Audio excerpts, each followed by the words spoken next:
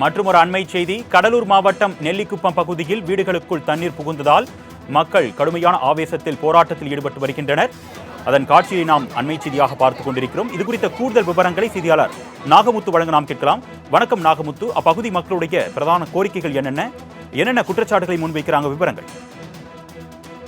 அருணேஷ், கடலூர் மாவட்டம் ஒவ்வொரு ஆண்டும் இயற்கை பேரிடர்களாலும் சீற்றங்களாலும் மழை வெள்ளத்தினாலும் பாதிக்கப்படக்கூடிய ஒரு மாவட்டம். இந்த நிலையில பாத்தீங்கன்னா இந்த பெஞ்சல் புயல் காரணமா கடலூர்ல கடந்த 2 நாட்களுக்கு முன்பு கனமழையானது கொட்டி தீர்த்தது. அது மட்டும் இல்லாமல் நேற்று முன்தினம் சாத்தனூர் அணையிலிருந்து திறக்கப்பட்ட அதிகப்படியான தண்ணீரின் காரணமா பாத்தீங்கன்னா தென்பெண்ணை ஆற்றிலும் வெள்ளப்பெருக்கானது ஏற்பட்டது.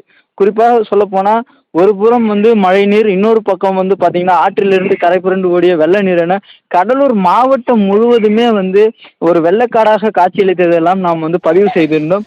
மேலும் பாத்தீங்கன்னா கடலூர் மாவட்டத்துல பல்வேறு இடங்கள் விளைநிலங்கள், குடியிருப்பு பகுதிகள் எல்லாம் மிகுந்த சேதங்களுக்கு உள்ளாகின. குறிப்பாக கடலூர் மாவட்டத்துல 15க்கும் மேற்பட்ட கிராமங்கள் தண்ணீரில் மூழ்கி பொதுமக்கள் தங்களுடைய இயல்பு வாழ்க்கைக்கு திரும்ப முடியாமல் இன்றும் தத்தளித்துக் கொண்டிருக்கின்றனர். இந்த ஒரு சூழ்நிலையில் பாத்தீங்கன்னா கடலூர் மாவட்டம் பண்ருட்டி அருகே இருக்கக்கூடிய நெல்லிக்குப்பம், பட்டாம்பாக்கம், திருகண்டேஸ்வரம், வான்பாக்கம், சோழவள்ளி, அண்ணா நகர், முள்ளிகிராம்பட்டு ஆகிய கிராமங்களை சேர்ந்த வீடுகளில் எல்லாம் பாத்தீங்கன்னா தண்ணீர் புகுந்து மிகுந்த பாதிப்புக்குள்ளாகினர். உடனடியாக பாத்தீங்கன்னா நகராட்சி ஊழியர்கள் அவரை மீட்டு தனியார் திருமண மண்டபத்தில் தங்க வைத்த நிலையிலும் நகராட்சி ஊழியர்கள் மூலமாக அவர்களுக்கு இதுவரையிலும் எந்தவித அடிப்படை வசதிகளும் செய்து தரவில்லை என்று ஒரு குற்றச்சாட்டினை கூறிதான் பெண்கள் தற்போது சாலை மறியல் போராட்டத்தில் ஈடுபட்டு இருக்காங்க. அந்த காட்சிகளை தான் நாம் இப்போது பார்த்து கொண்டிருக்கிறோம்.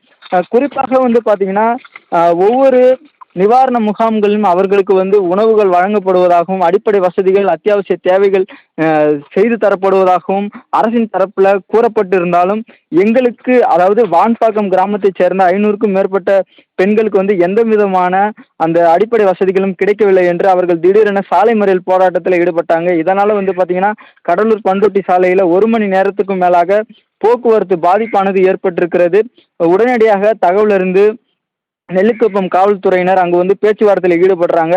அப்போது காவல்துறையினருடைய சமரச பேச்சுக்கு அவர்கள் ஈடுபடாமல் தொடர்ந்து பெண்கள் எங்களுக்கு இந்த வசதிகளை எல்லாம் ஏற்படுத்தி தர வேண்டும், எங்கள் வீடுகள் எல்லாம் மூழ்கிவிட்டன என்று ஆக்ரோஷமாக கத்தி அரசுக்கு எதிராக கோஷங்களை எழுப்பினர். இதனால பாத்தீங்கன்னா கடுமையான பாதிப்புக்குள்ளாகி 3 பெண்கள் மயக்கமடைந்திருக்கிறதுனால ஒரு பரபரப்பான சூழ்நிலையானது அங்கு நிலவி வருகிறது.